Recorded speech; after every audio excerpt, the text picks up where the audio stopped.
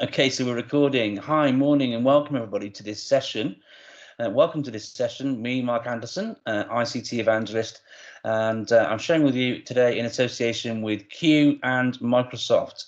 And we're going to be exploring ways in which you can use PowerPoint to develop sort of learner voice and autonomy during the course of the next hour. I hope you find the session interesting and the ideas that I share useful. I'm really hoping that you'll get to see PowerPoint in a slightly different light.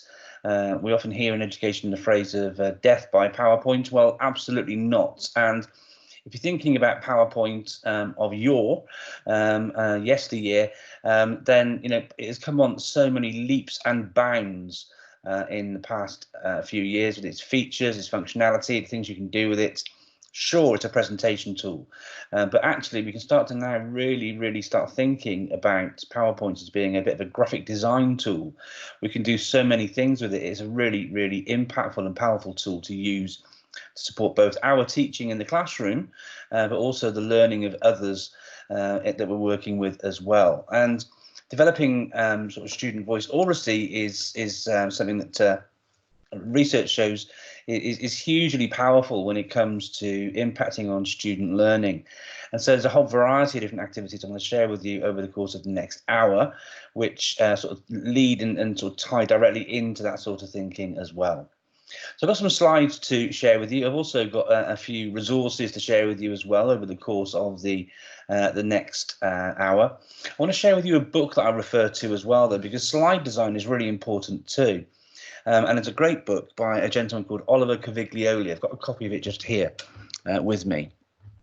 And the book's called Dual Coding with Teachers.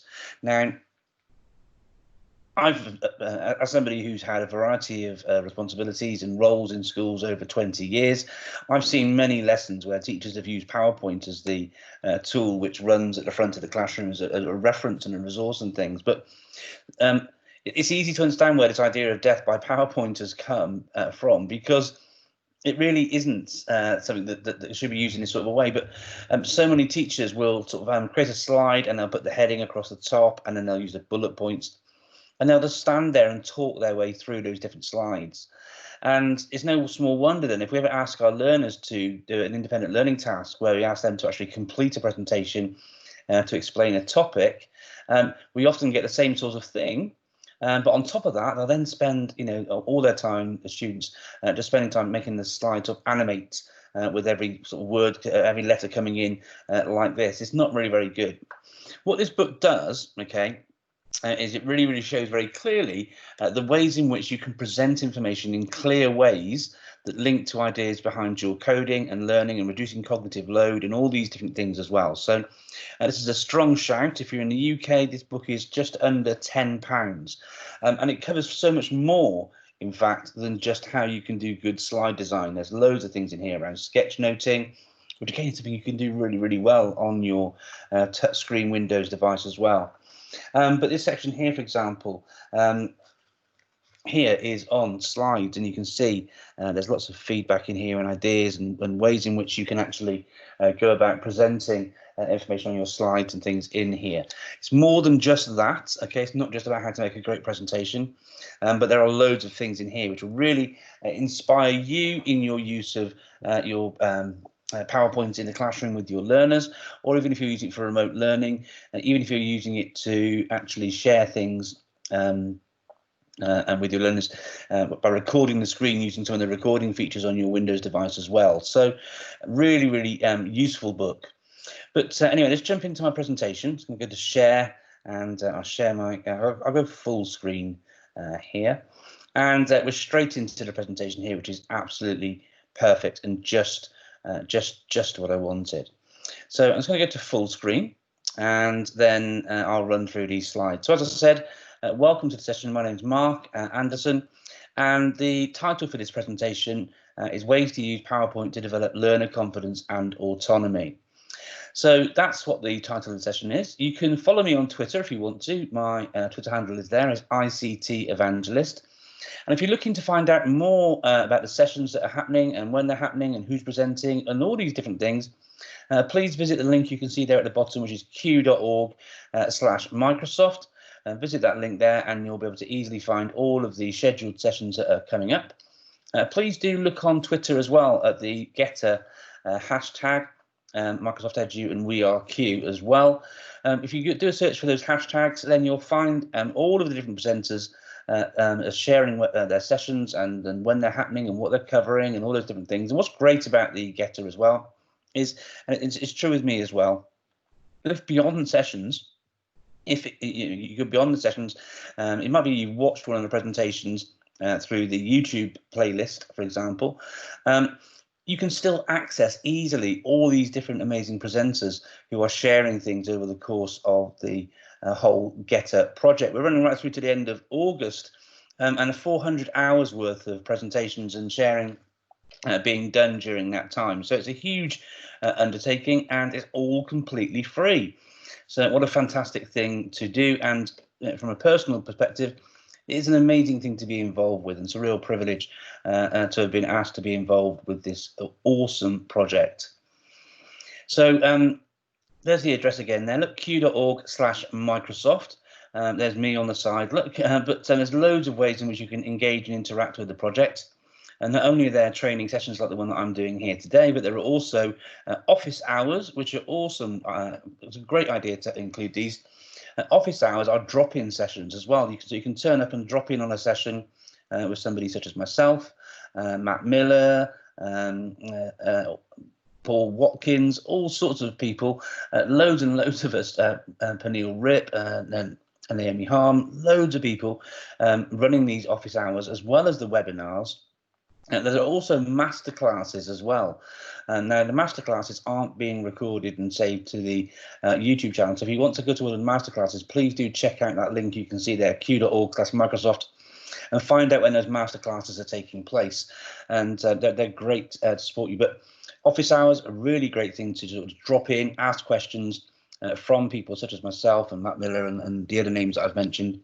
It's a great way to engage and interact with all of the different people who are taking part with the Global EdTech Academy in conjunction with Microsoft and Q.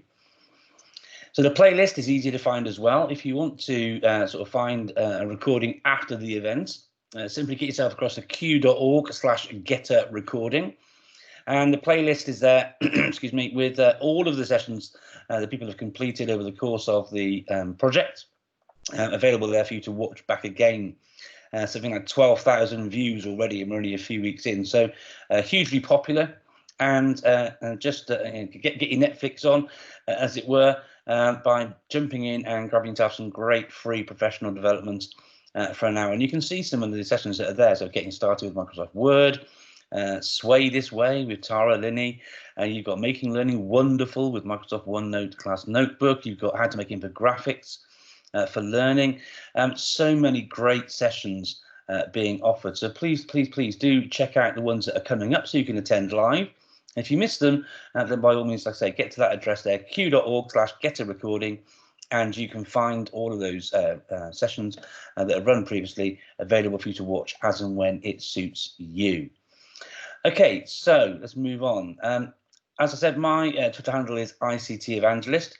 If you like the sort of things that I share as well, you can get in touch with me directly. If you're not a Twitter person, and you might not be, if you're not a Twitter person, please do get in touch via my website, ictevangelist.com/contact. We'll put you in direct contact with me. Just fill in the form and that will send me an email straight away. And I'll be able to sort of get back to you there. I also use a hashtag myself on Twitter, which is AskICTEvangelist. If you've got any questions, that's what comes across straight to me as well whenever you sort of tweet using that hashtag. And as part of the event as well, please add in the hashtag Getter and WeAreQ, and that will really highlight the tweet, not just to me, but the other presenters and sharers and things who are involved and engaged in this project.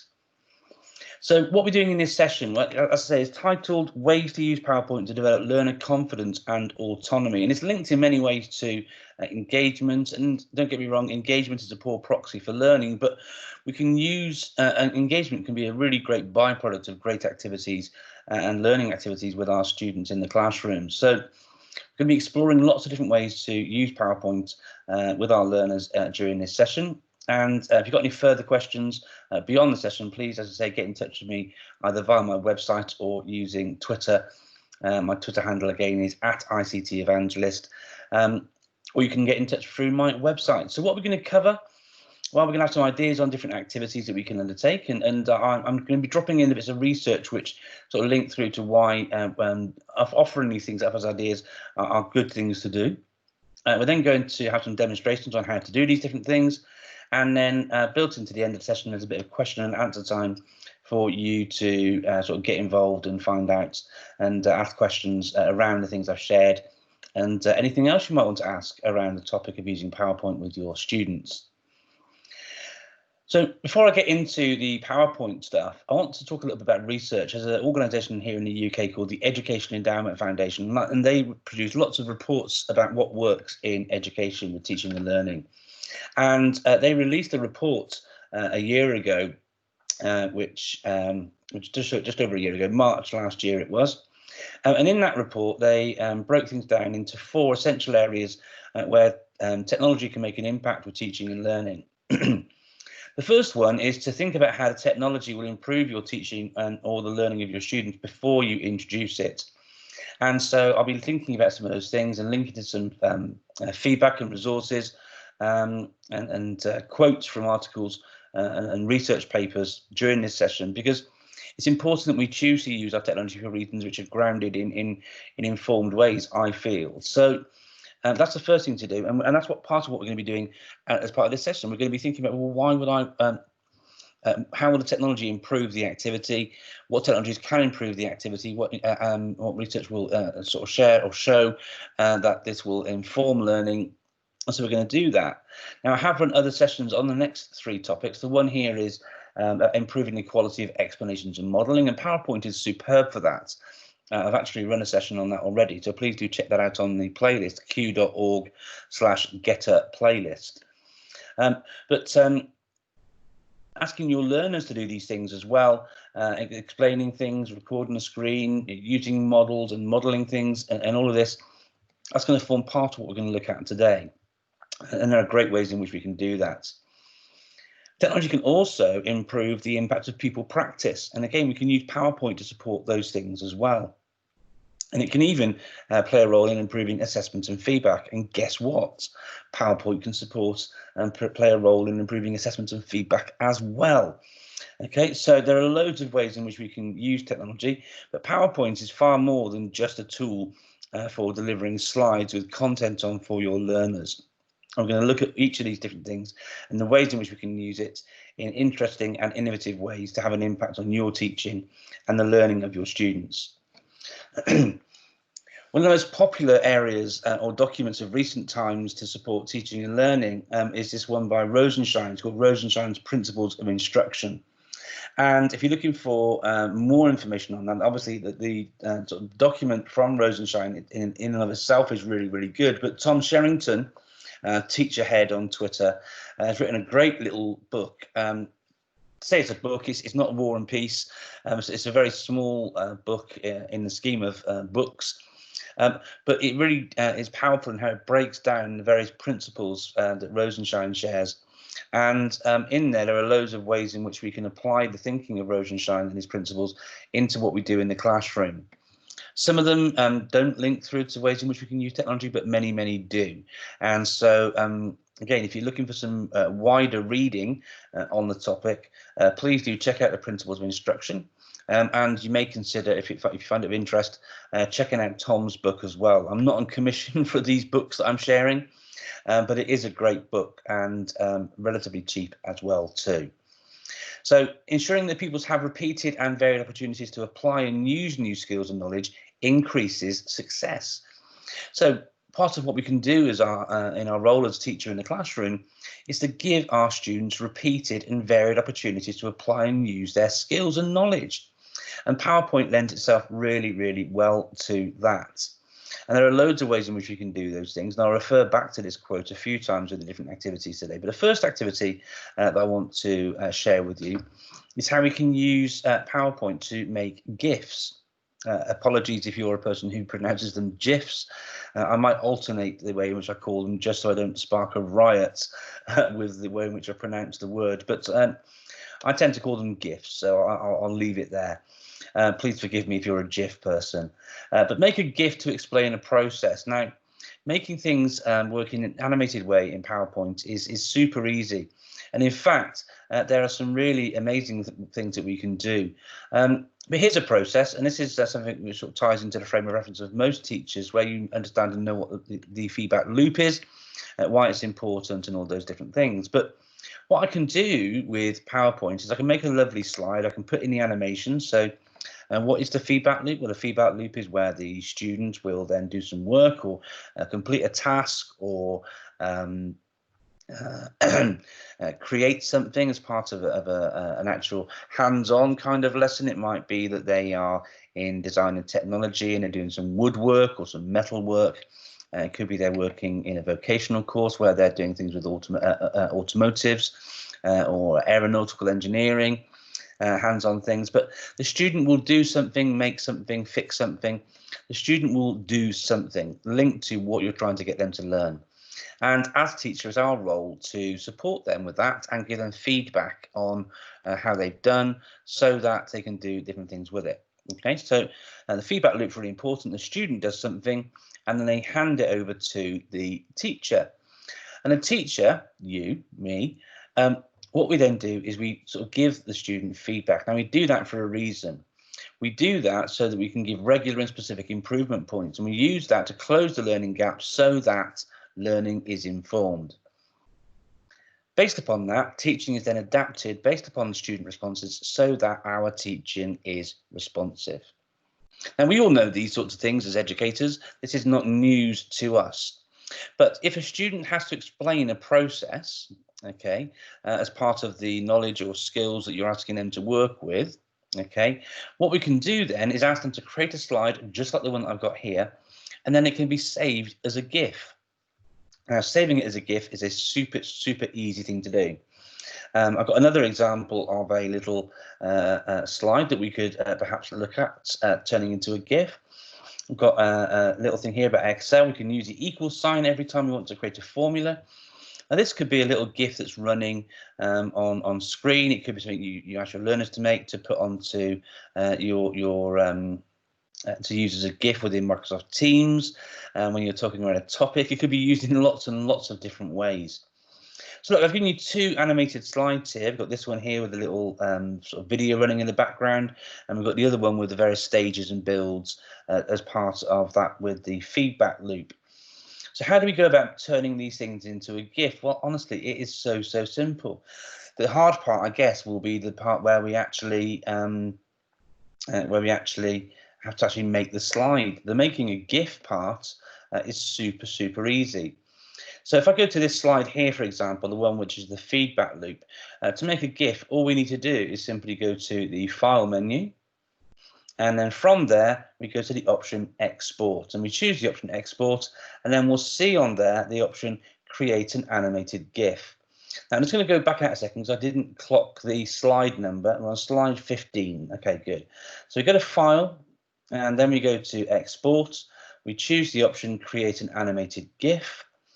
We choose the option that we want here in terms of the size, and then I'll go for a small one. I don't want to create a huge file.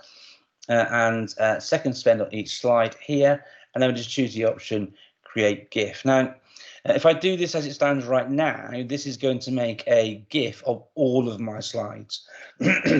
So as you saw, that was slide 15. In order to make it just that particular slide, what you would need to do is copy that slide and then drop it into a brand new PowerPoint presentation and then export it from there. But after this session, what I'm going to do is I'm going to create a GIF with both the feedback loop slide, and I'm going to create a GIF with the Excel formula thing, and I'll tweet both of those on my Twitter account, and I'll do that in reply to the Twitter notification that I put out 15 minutes before this session started, just to promote the session and remind people of it starting. and then you will see those GIFs in action. But it is so easy. Look, you just go File, Export, create an animated GIF, choose a size, and create GIF. So bear in mind, that you can make some super high quality GIFs here, like 1080p quality here. That is amazing, full HD quality. But please bear in mind that does generate a very large file. Okay, particularly if you're wanting to use GIFs and then put them onto some sort of social media afterwards. Social media sites don't tend to allow GIFs of huge file sizes. So please bear that in mind when it comes to you making your GIFs or asking your learners to make their GIFs. Equally, say you might be just as interested to make a GIF yourself for your learners to incorporate and use, for example, in Teams or in OneNote. It could be you make some little feedback GIFs with a little Bitmoji of yourself animated, and you drop that over your students' work or something like that. What I've started to do the last little while actually is just make some little personalized GIFs using PowerPoint. It's so quick and easy to do. It's something that I've been doing a fair amount of, and I absolutely love the fact that you've got access to this particular feature. So that's the first one there about creating a GIF, and it goes back to what we've got here in Erosion Science Principles. Is giving students a variety of opportunities to apply their skills and knowledge. And having different activities to support these different things is obviously super helpful and super useful to have access to. So we were on this slide last, so let's jump back straight into this one here, and then we'll move on to the next slide, and I'll talk through the topic there. It is so beautiful as well, though. I really love it. This is actually one of the this was one of the suggestions from the design ideas. The PowerPoint has a slide design helper inside it now, which when you're working on your slides can offer recommendations for how to improve the look and feel of your slides. And this one came up automatically, and I think it looks absolutely beautiful. So yeah, that's that slide there. Let's move forwards onto the next slide now. This is where we use PowerPoint to create a presentation to explain a topic. Linking back to the research again, sure, this is just another way of using opportunities to apply and use new skills and knowledge. And obviously, as Rosenshine says here, it increases success. The more variety and ways in which you can get students to show what they know, the more likely it is to improve and increase success and skills with all these things here. So that's that. And the idea here is that students create an informative presentation and then use the recording tools built into Windows and/or PowerPoint to create a presentation using their voice over the top too. And something else to bear in mind and consider as well is whilst they're presenting in PowerPoint, it's really useful, not just for them, but for us as teachers and educators as well, to be mindful of some of the features. So, for example, we can do inking whilst we're recording our screen live and putting those things in. We can draw shapes and all those different things. Alternatively, we can even go and choose things like the laser pointer instead, just to actually make it easier to actually sort of show what it is we're talking about. So yes, it's Windows, but it could also be PowerPoint, for example. So how do we go about doing that? Well, the first thing to do is to create the presentation itself, okay? But the next thing to bear in mind as well, and this goes back to the thing that we saw. Let's just come out of here for a second, and I don't want to keep my annotations. But right back here, we were thinking about the ways to improve the impact of pupil practice and to improve the quality of explanations and modelling. So if we're asking our learners to create a presentation to explain a given topic, and it's one which we're doing, an activity we're doing, which is supporting the idea of students getting opportunities to apply and use new skills and their knowledge, then creating a PowerPoint presentation, which is then recorded, is a great way of doing that. But would I have all this information on the slide at the same time? If we go back to the feedback loop example, would I actually have all these things on the screen and talk over them in one go? Well, I could do, but sort of focusing the attention of your learners, or if your learners are creating a presentation themselves, trying to focus on the thing they're trying to explain, using simple animations in PowerPoint is something which is going to really help improve the explanations and/or modelling that they're trying to share. So how can we easily add animations to PowerPoint? Now, I'm going to show you now a little thing that I picked up a little while ago, which I think is really useful. I used to, when I was creating presentations, sort of try and animate each bit sort of one by one. Okay, so I'd click on the first thing I wanted to animate. I'd then go to the animations tab and ribbons, sorry, and choose the option I wanted, and then I go to the next part and the next part, and so forth and so on.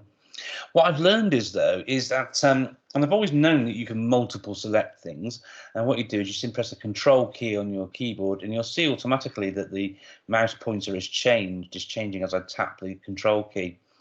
If I choose students, the word here in this text box just here, I then move over to here and press control and then just tap onto this option here. And what I'm going to do now is I'm going to select the things I want to be animated in the order in which I want them to be animated. So I don't want the feedback loop thing in the middle to be highlighted at all or animated. That's going to come up at the very beginning, just like it did when I showed you earlier on in the session. I'm going to choose teacher. I'm then going to choose the arrow going back. I'm then going to choose the text at the top. I'm then going to choose the text at the bottom. And that's the order in which I want things to appear when I run my slide and want to sort of tap through each of the different elements. Now, I did actually set things up a little bit differently when I did the animations in this originally. So when I go onto the animations tab now, you'll see the numbers automatically appear next to each of the different sections. But if I was to then choose the option I wanted, such as fade or fly in or whatever it is that I wanted to happen, when I did that, by virtue of the fact that I've chosen those different elements in the order in which I've chosen them, it would then make them appear in that order as I move through and tap through the different things. As it goes, I wanted the line to appear at the same sort of time as the word teacher appeared. That's why both of them have two. I wanted this line to appear at the same time as I wanted this text to appear. So I actually made those things happen at the same time. So there's a bit of extra work to do to get that to happen. And you can do that through the animation pane just over here. Click onto there and the animation options come up on the side over here.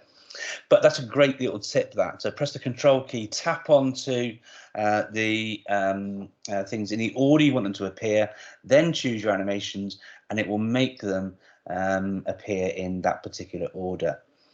So once you've got your students have sort of got their various slides set up, getting them to then present that is the way forwards. Now, before we go much further forwards with this, though, remembering this is about creating the informative presentation and then using the recording tools in Windows and or PowerPoint to create a presentation using their voice over the top too. So you may notice that I've got this tab at the top here on my ribbon called recording. Now, if you haven't got that option inside your version of PowerPoint, let's just click on it to see what happens when I click onto it. So it gives you a little welcome, record, add quizzes, publish and more from a new PowerPoint recording tab.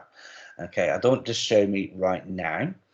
But as you can see, we've got a whole variety of options here. So we've got forms, we can drop forms in using this as well if you want to, so you can put a bit of quizzing in. But the option we would go for is say a screen recording. We can even do screenshots of slides and put those things directly into our presentation as well, should we want to. If you haven't got this recording ribbon, though, how do we bring that in? Well, let me show you how you do that, because it's super easy to bring through. To get the ribbon to appear on your version of PowerPoint, and if when you do this on yours, if you've got a Mac, for example, at the moment this option is not yet available. And you may be thinking, oh, well, some of these options are actually already in other tabs. They are. Some of these options, like record slideshow and things, are already inside other ribbons within PowerPoint. But it's great, I think, to have all of these options here available to us all in one lovely space. So students create a presentation to explain a topic, and they get things set up. They put in animations, like I showed you, in the order they want things to appear on slides, to focus the attention to the right bits at the right time, all those different things. You want to do the recording, like, well, where's my recording ribbon? Well, it's easy to find. Simply go to File, and then once you're inside here, go down to the bottom to where it says Options. And inside Options, when it comes up, you will then see you've got a variety of different options down the left-hand side here. And we're interested in the one which says Customize Ribbon. So choose the option Customize Ribbon. And once you're in there, you'll see there are two panes. There's a pane here with lots of individual sort of granular items that you can add to your ribbon. So I could add, for example, bring forward onto my ribbon here, should I want to. But what I want to do is bring across the main tab.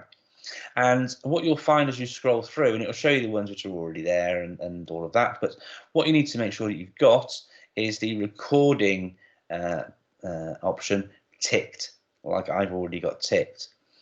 You may find there are extra options inside each of these areas, and you could, if there's one missing, for example, you can then add those things onto your ribbon if you want to.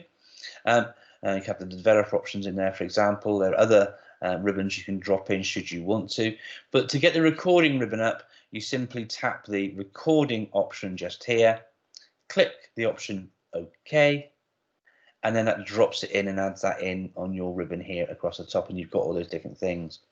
And the great thing about all of this is once it's actually been recorded and you put all the various things in that you want to, so forth and so on, you can really easily then put it into a variety of ways to make that shareable. You can obviously export it to video using the export to video option here. The video does not include interactive elements like quizzes, polls and simulations though, so bear that in mind. And then the final option here is publish to stream, and Microsoft Stream, I've got to say, I'm a really big fan of it. I'm recording a video now of this presentation using Teams, and as soon as I hit the stop recording button, where's it going to go? Boom! It's getting flown straight up into the cloud to be stored on Microsoft Stream for ease of sharing, downloading, all the rest of it. But there are other features and things built into Stream which I think are really, really powerful as well. One of the most powerful things that it does is it listens very carefully to all of the words being shared, and the artificial intelligence in there picks up on those words and then automatically creates a transcript of the things being shared and being spoken to by the person who's created the video. That's really great for accessibility. And one of the new features which has been introduced over the course of the next month or two and being added into Stream as well is the ability to download transcripts as well, which I think is fantastic for inclusion.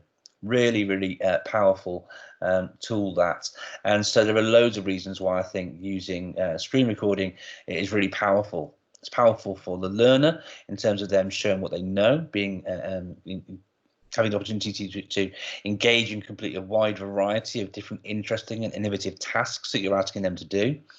It's also getting them to be able to talk about these things. One of the issues I used to find with my learners, as well as spending more time on making crazy animations than actually focusing on the content, asking learners to use their voice over the top. Students, unfortunately, like to take the shortest route to complete tasks often. And plagiarism is huge, is massive, and it's very difficult for us as teachers sometimes to sort of pick out. I mean, to be fair, our teacher radar is pretty good. We know our students pretty well, and we know what the sort of quality of writing and work is like from our learners, but we can still be hoodwinked. But if you're asking your learners to create these presentations and then use their own voice over the top and making it clear to them that you expect to not just bring a slide up and read all of the content to help demonstrate their knowledge of these things rather than just reading something that's on screen, by asking our learners to present things in that sort of a way, that's really reinforcing strong learning techniques to demonstrate what it is that they know. We're also linking through, as we said, with these things here, giving our learners the opportunity to do things apply their skills and knowledge in a variety of different ways. And it's also using technology to improve the quality of explanations and modeling. There's so many great ways, some great things that link into this and reinforce reasons why doing this sort of activity is a great thing to do. So yeah, create a presentation to explain a topic, and it can be used in so many ways to support what it is that we're doing. This bit from the guidance report from the Education Endowment Foundation goes on to talk about technology and how it has the potential to improve assessment and feedback, particularly in terms of speed and efficiency. However, as with other aspects of teaching, the degree to which this potential is realised will be determined by the pedagogy and implementation. Now, I think it's important here that we think carefully about this idea about pedagogy and implementation, because when it comes to thinking about what we're doing, the reason why we use technology, Michael Fullan talks about pedagogy being the driver and technology being the accelerator. It's really important, I think, that when we're thinking about using technology, we don't let the tail wag the dog. And by that, I mean, we're not just using technology for the sake of it, we're using it to reinforce and promote those strong aspects of metacognition, where we're asking our learners to do things with the technology which are informed by teaching and learning practices. So I'm not asking students to make presentations in the previous activity just because I'm too lazy to make the presentations myself. I will have made those things, I will have shared those things with my students well in advance of asking them to do a supplementary activity. I will have taught them the topic, all the rest of it. The reason why they're using the technology is for them to show what they know, to demonstrate that they've understood the topics. And so it's replacing old sort of activities. Traditionally, I could have asked them to write an essay. I could have asked them to do lots of different things to show what they know. And don't get me wrong, low stakes quizzing comes in massively with all of this. And another activity you might want to consider is asking students to create a survey or a quiz on the topic to promote retrieval practice, for example. And again, asking students to create quizzes is not only a great independent learning task for them, it reinforces their knowledge and skills. It also supports them showing what they know. When I've undertaken those activities myself, what I tend to find is, I make my own quizzes for students using forms and all of that, but I often find that students, when I ask them to make their quizzes, because they know that there's a potential that I will run that quiz and share it with other students in the class to quiz and test them, they make the questions really, really hard, which I think in and of itself is a great, that motivation that they have to do those sorts of things is really powerful, because it gives them an opportunity to say be independent and all those things, and they get a real kick out of creating a quiz they know that their peers are going to complete as well. But I want to move on to this idea of using PowerPoint to give peer assessment and feedback. And it's a very similar sort of approach to we've had already with the presentation option. But getting learners talking about learning and explaining how to solve problems or how to improve or develop work that their peers have done is, again, a great way of getting students to engage in the process of their own learning. Students engaged in their own learning are much more likely to be able to be successful. Memory is the residue of thought, and so with that in mind, any opportunities we can give our learners to apply their knowledge and their thinking is a great way to get them to embed this knowledge so that you can flatten the curve on retrieval practice and all sorts of things. So what this activity asks us to do is to get students to share things that they've done themselves, and then drop it into PowerPoint, run it full screen, and then start recording the presentation, and use the inking tools and their voice to leave some formative feedback for their peers based on the work that it is that they're seeing. So, for example, I might run this full screen, and I might leave some feedback in here. So let's just run this full screen. I'm not going to record this over the top of this recording, but we'll get the general sort of idea from this. Make sure I've got my right inking tool selected here, and it's not just a laser pointer, just put the pen on. Here's me giving myself some feedback. Well done. I really like how you've got the area here. It's really clear. You've used some lovely little background stuff here. It's really good that you've got the name of the class here at the top, and you included your name. Well done. You remembered that. You remember to include the hashtags. But linking through to some of your grammar, Mark. Use of inking tools, imperative and very helpful here. That's not the best sentence, Mark. What would be better, maybe, would be to just here include the word is. Use of inking is imperative and very helpful here. And remember, we always need, Mark, to include a full stop at the end of a sentence. And speaking of that, you've missed one over here as well. Now, I could continue giving feedback like so, but as you can see, it's very easy once you've got the content in front of you for another learner to then take that, bring it full screen, talk over the top, and give some feedback, which could then I could then go back. I won't keep those annotations, obviously, but oh crikey! So I can now go in here. I can improve my work, and my work is improved from the feedback that I've received, and I'm able to make that better as a direct result of that. So this is all linking through to the research as best as I can. And so in that Education Endowment Foundation report, it goes on to say about how teachers use information from assessments and how pupils act on feedback. And how the students act on feedback, it matters more than the way in which they are collected and delivered. Engaging students in their own learning processes is super important. One of the great things about the Education Endowment Foundation website is that they have the Teaching and Learning Toolkit in there, which shows you which sort of teaching and learning activities can have the most impact in terms of months progress, and how much that sort of costs and all these sorts of things. And the two areas that come out highest in terms of being low cost and months impact are metacognition, which can give metacognition and self-regulation, together, which gives 7 months extra progress than if students don't involve themselves in metacognition or metacognitive activities, don't understand how it is to learn and regulate themselves and these things. And the one that gives the most potential progress is feedback. 8 months additional progress can be made when students engage in high quality feedback processes. And so with that in mind, and the things that we're picking up here, it's clear to me that not only great teacher feedback, but also peer feedback is a great way of engaging students in owning their own learning and really supporting each other, and a great way of embedding strong digital skills alongside all of this. I want to sort of start to bring things together now for the end of the session, but the final one I want to share with you is about using 3D models. Okay, now you can drop 3D models directly into PowerPoint.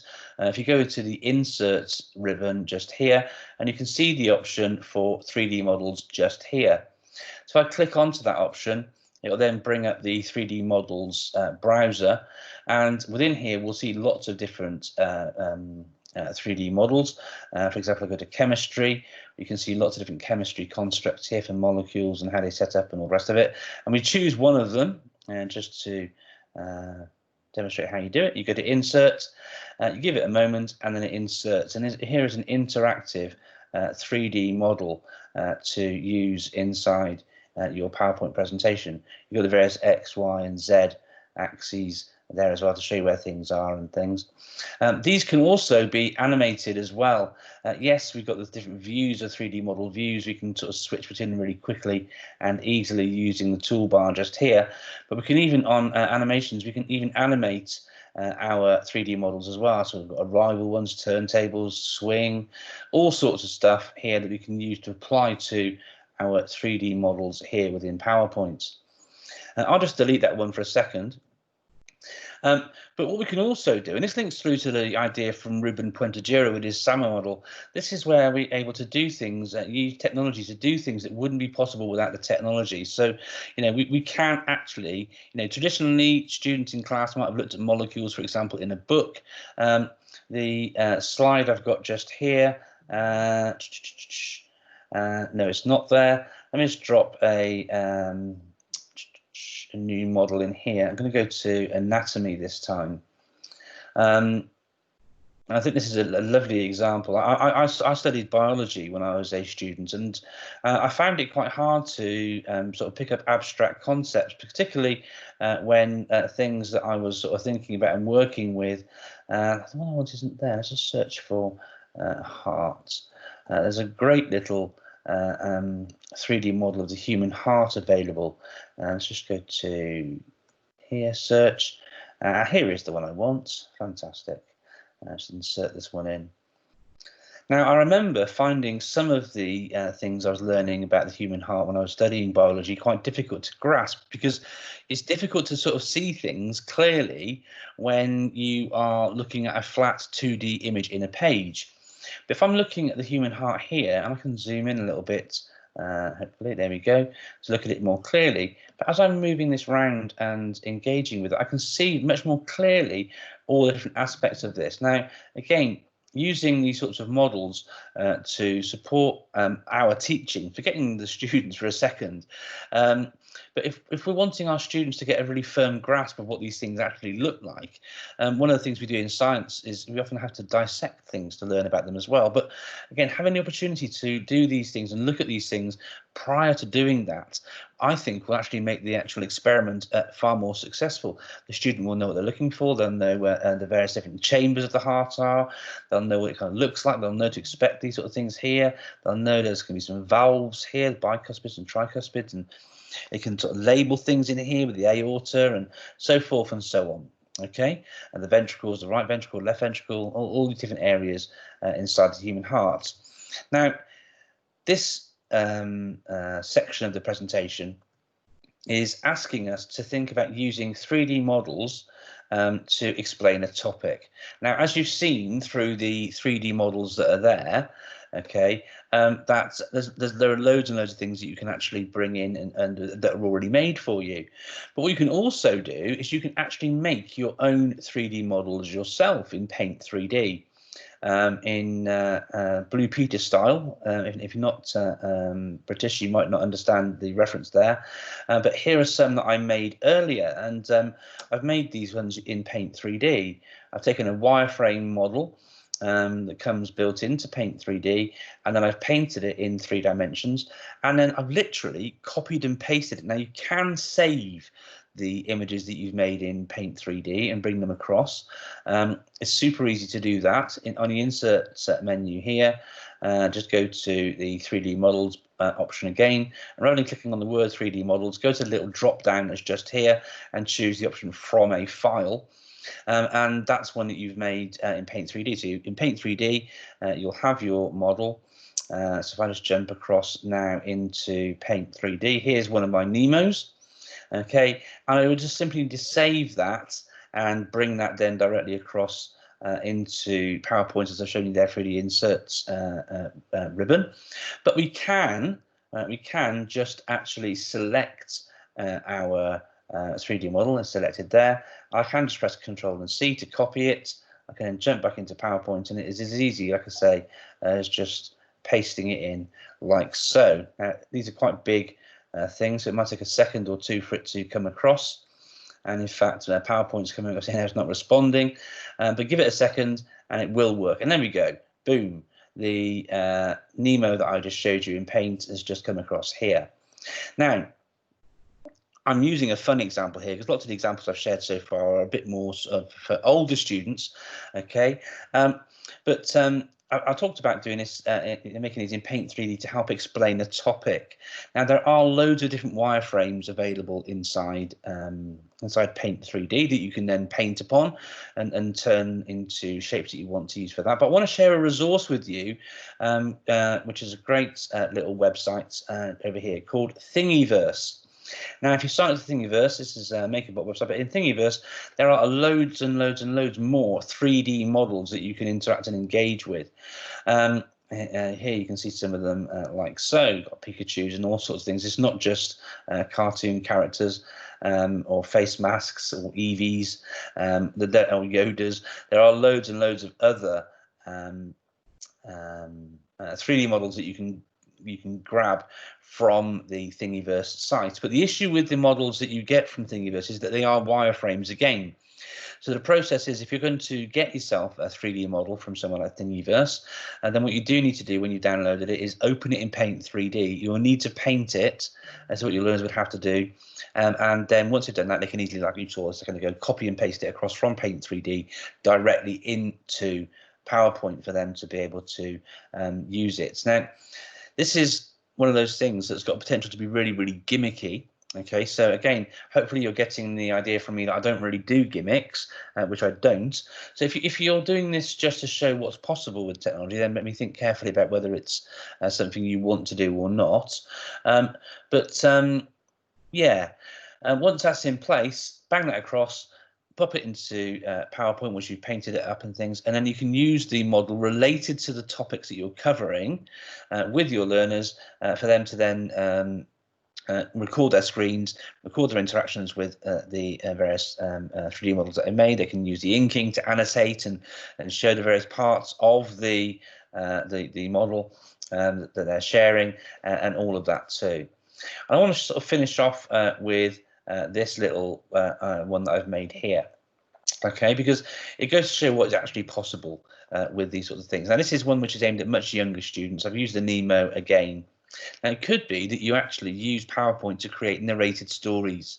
So forgetting the whole explaining a topic using the 3D options and all of this, don't completely forget it, because it's an activity I think you'd and your learners would find really fantastic to try and do around difficult topics. But what I've got here, and hopefully this will work correctly, is a little sequence where we could actually start to think about using PowerPoint to narrate and tell a story. So if I just run this full screen, and hit the button here, we should, he says, and I've pressed it too quickly there and the animation hasn't worked right anyway. So there you go. That wasn't my best demonstration ever. What we can do though is we can make this animate and move across the screen. We can also use the shortcut Control and D to duplicate that little character there. And once we've got the animation sorted about moving from one side to the other, we can make the little fish swim around and do all sorts.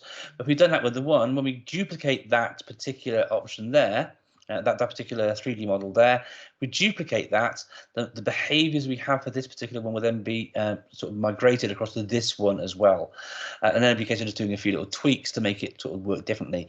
And so you can very easily and quickly develop a whole school of fish swimming around. And so if you wanted to if you wanted students to create a little sequence or a scene using these 3D models, they can absolutely do that. And it's a really easy thing to do using the animation tools that are at the top just here. So just remember with all of these things to keep it focused. There's some really, I think, great ideas that are being shared here. It really can develop their confidence by using their voice. They don't have to do these things in front of their learners, and it means that they can actually, work on these things in the. It could be that you set it as some prep or some homework or a home learning activity. But it can be really, really creative with these things and these different activities, and then use them and do them in ways which are really impactful and supported by teaching and learning principles. So this is the end of my session. My name is Mark Anderson, ICT Evangelist. You can watch back all of the sessions on the Global EdTech Academy on the Getter playlist option. Just go to q.org/Getter playlist, and you can watch back all the sessions on YouTube. And to find out more about the other sessions that are happening, please do visit the q.org/Microsoft page to find the schedule with all of the different presentations that are being shared. If you want to get in touch with me, remember my Twitter handle is @ICT Evangelist, and if you're not a Twitter person, then you can do the same thing in terms of getting in touch by visiting ictevangelist.com/contact. So thank you very much for coming to this session. I hope you found it useful. I'm just going to jump back out of here now and stop sharing my screen, and I'm going to see if there's any questions in the chat or anything, and if there isn't, then we'll start to think about hanging up and moving on. Okay, so jumping in, showing the conversation, and there don't appear to be any questions. Does anybody have any questions at all?